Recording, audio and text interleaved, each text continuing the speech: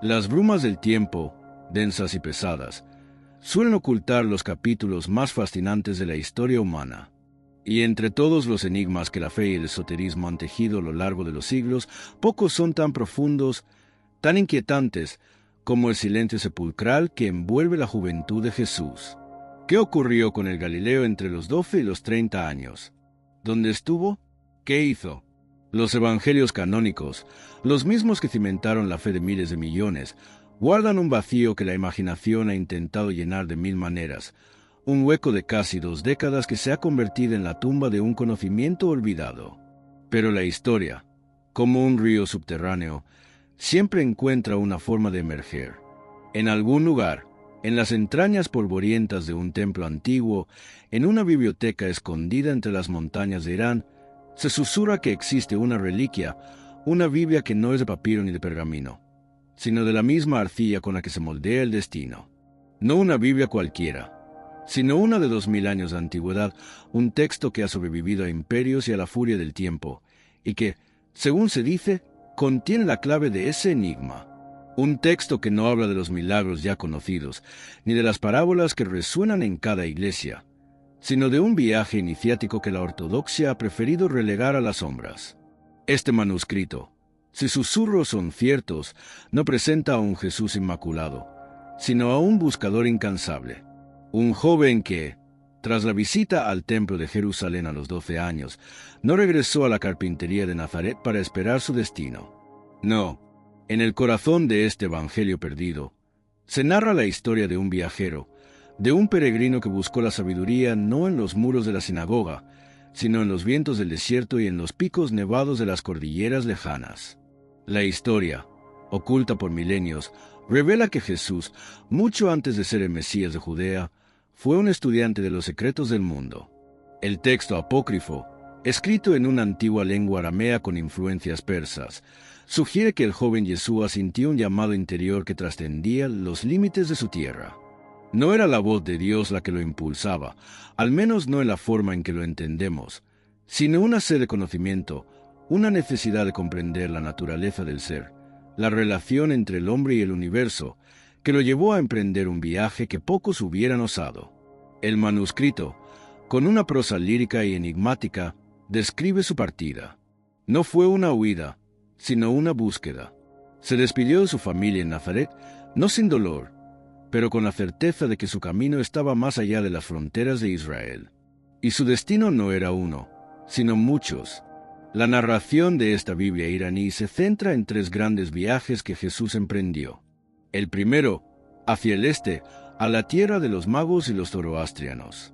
El segundo, hacia el norte, a las altas cumbres del Tíbet, donde los lamas guardan los secretos del vacío. Y el tercero, hacia el sur, a las orillas del río Nilo, la cuna de los misterios de Osiris e Isis. Cada uno de estos viajes no fue un simple desplazamiento geográfico, sino una iniciación, una etapa de un largo y arduo camino espiritual. El primer viaje, según el manuscrito, llevó a Jesús a la antigua Persia, la tierra de los profetas de la luz. La narración describe a un joven de unos 14 años, con un rostro que no reflejaba la inocencia, sino una profunda curiosidad. Se dice que se unió a una caravana de mercaderes que se dirigía a lo que hoy es Irán. En las noches frías del desierto, bajo un cielo tachonado de estrellas, escuchaba las historias de los ancianos, las leyendas de los antiguos profetas que hablaban de la lucha entre el bien y el mal, entre la luz y la oscuridad. Pero no era la mitología lo que buscaba, sino el corazón de la enseñanza. El texto de la Biblia iraní revela que Jesús se interesó particularmente en la figura de Zaratustra, el profeta que enseñó la existencia de Ahura Mazda, el Señor de la sabiduría. No es que Jesús se convirtiera al zoroastrismo, sino que encontró en sus enseñanzas un eco de su propia búsqueda. El manuscrito menciona que Jesús pasó varios años en Persia, no como un predicador, sino como un discípulo. Se sentó a los pies de los maestros, aprendió sobre la dualidad cósmica, sobre la importancia de la mente pura y las buenas obras.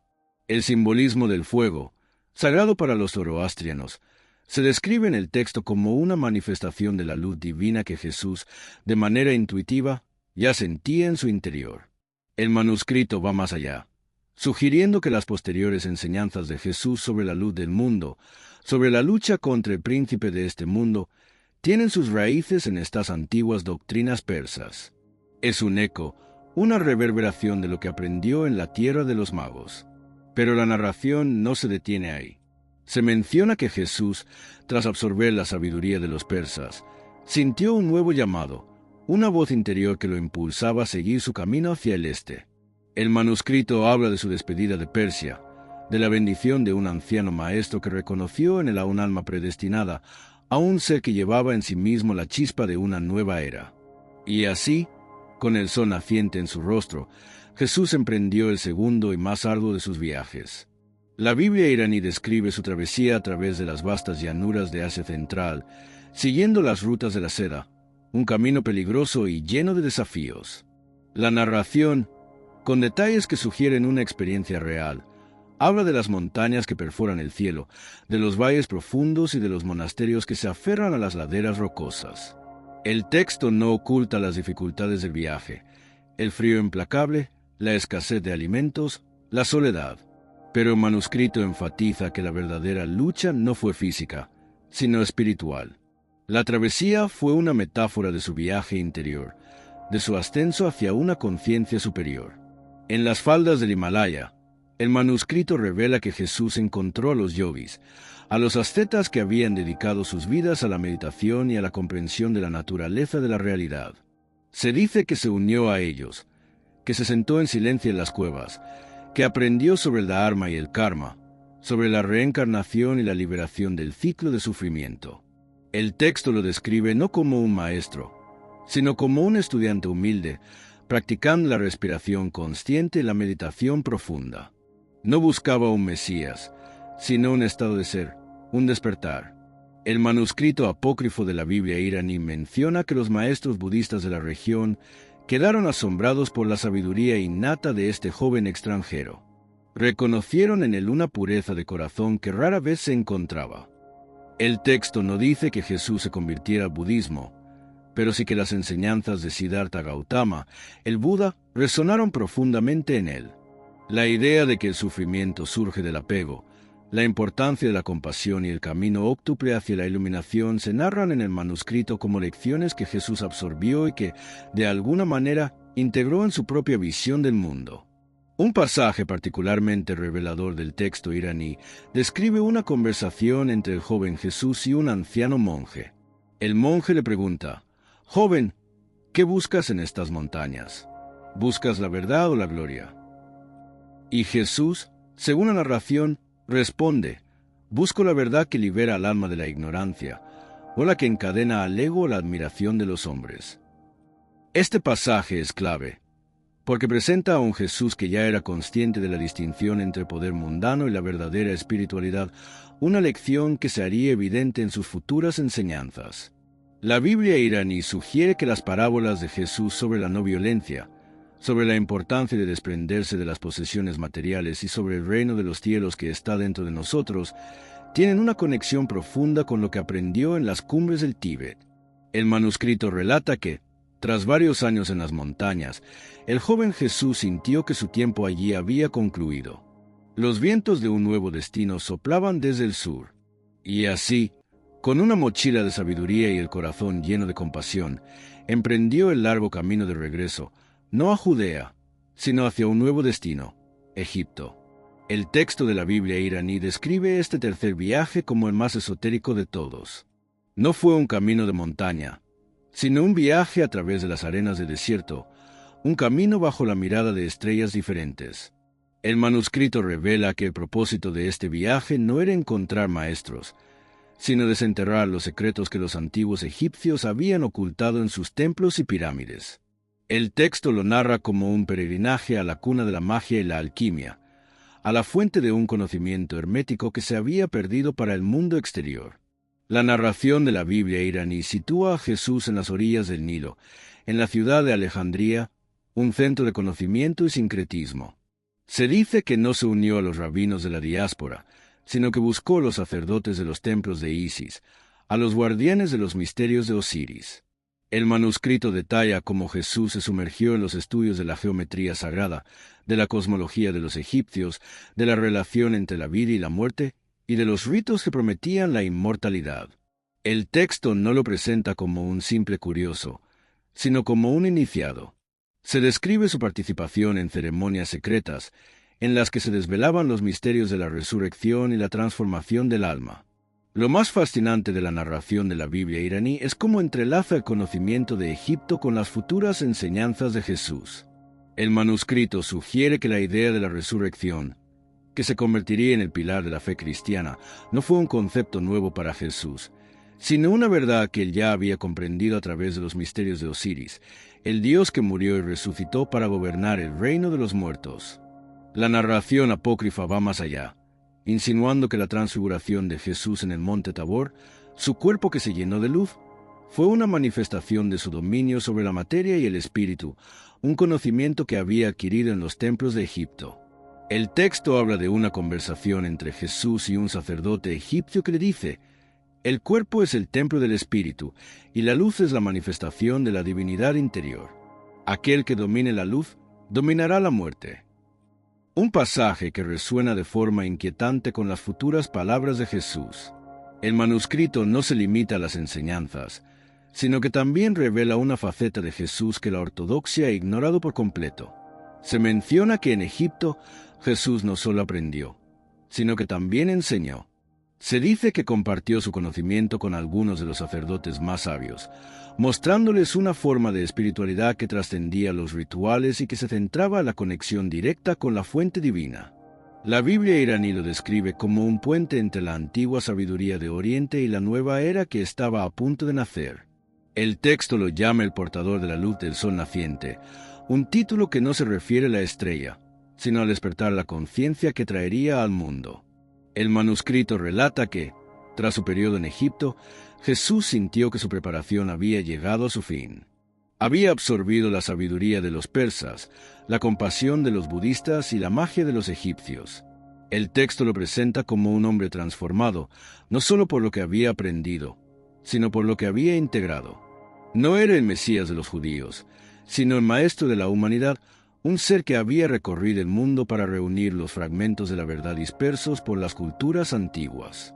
El manuscrito lo describe como alguien que ya no buscaba, sino que había encontrado. La narración de la Biblia iraní concluye esta fase de su vida con el regreso de Jesús a Judea. No fue un regreso en triunfo, sino un retorno silencioso, como el de una semilla que cae en la tierra después de haber viajado por el viento. El texto menciona que llegó a Nazaret de incógnito, un hombre de 30 años con una mirada que reflejaba la sabiduría de las eras. La gente de su pueblo lo veía como el hijo del carpintero, pero el manuscrito revela que su familia y los pocos que se le acercaban de corazón sabían que algo fundamental había cambiado en él. No era el mismo joven que se fue. El texto apócrifo de la Biblia iraní ofrece una visión radicalmente diferente de los años perdidos de Jesús. No fueron años de preparación en la carpintería, sino de peregrinación y estudio. No fueron años de vacío, sino de un intenso crecimiento espiritual.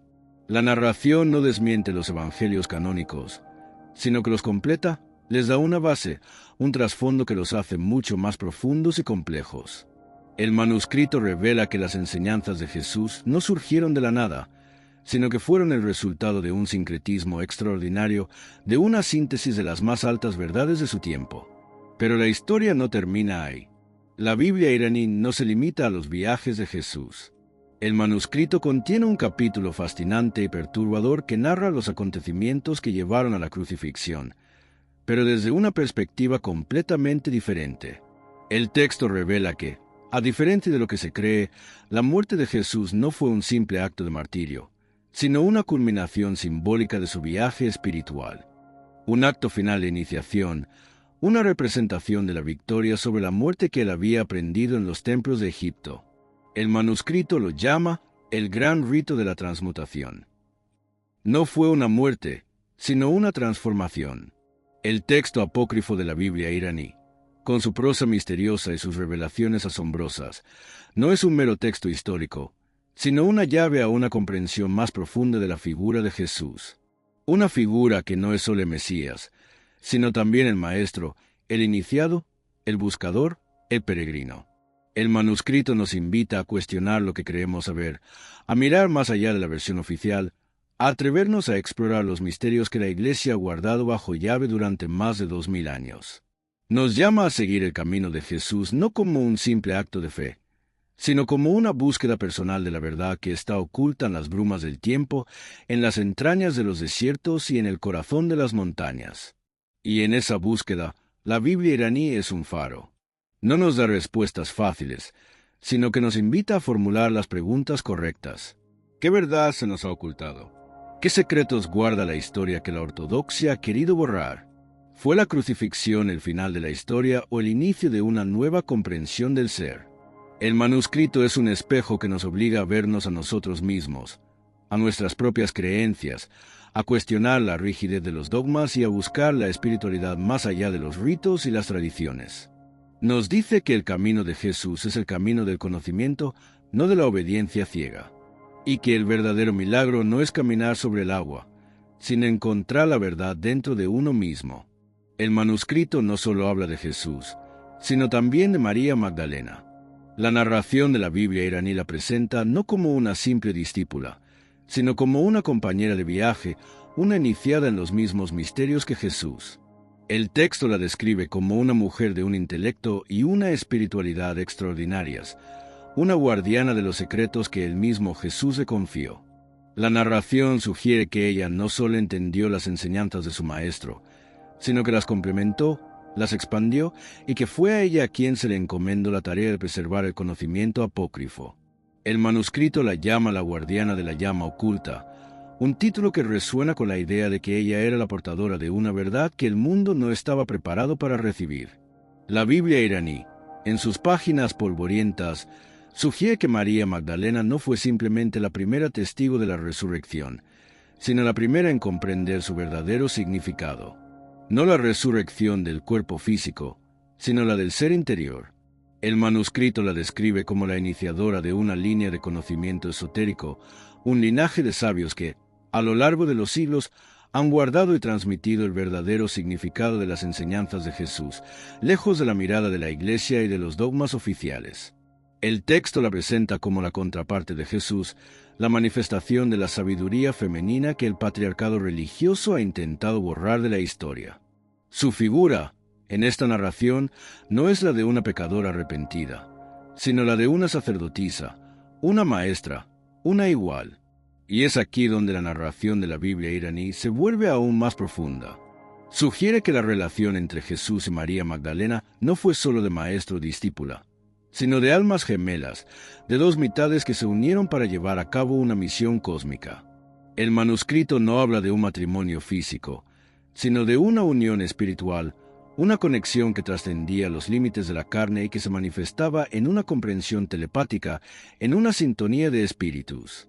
El texto apócrifo insinúa que las enseñanzas más profundas de Jesús, las que la Iglesia ha ocultado, fueron reveladas a María Magdalena, no en parábolas, sino en un lenguaje de luz y símbolos que sólo ella podía comprender. La Biblia iraní es, en esencia, una narración de la verdad oculta. No es un texto que contradice la Biblia, sino que le da un contexto, una profundidad. Nos dice que el Jesús que conocemos es solo una parte de la historia, la parte que la Iglesia ha considerado segura para la fe de las masas. Pero el verdadero Jesús, el iniciado, el viajero, el maestro de la luz, el compañero de la savia, ha permanecido en las sombras, esperando el momento de ser revelado. El manuscrito, si es que existe, es un recordatorio de que la verdad no es un monolito, sino un mosaico, un conjunto de fragmentos que deben ser ensamblados para revelar la imagen completa. Nos insta a ser detectives de nuestra propia fe, a no aceptar las verdades de otros, sino a buscar la nuestra, a emprender, como Jesús, un viaje interior que nos lleva a los rincones más lejanos de nuestra propia conciencia. Y en ese viaje, la Biblia iraní es un mapa, un faro, una guía hacia lo desconocido. El misterio de los años perdidos no es solo una historia, es un llamado a despertar. Y si esta narración ha encendido una chispa en tu interior, se ha abierto la puerta de tu mente a una verdad oculta, te invito a seguir explorando. Hay muchos misterios más por descubrir. Si este viaje al corazón de la espiritualidad te ha parecido fascinante, no olvides suscribirte, dar like y dejar un comentario contándonos tu opinión.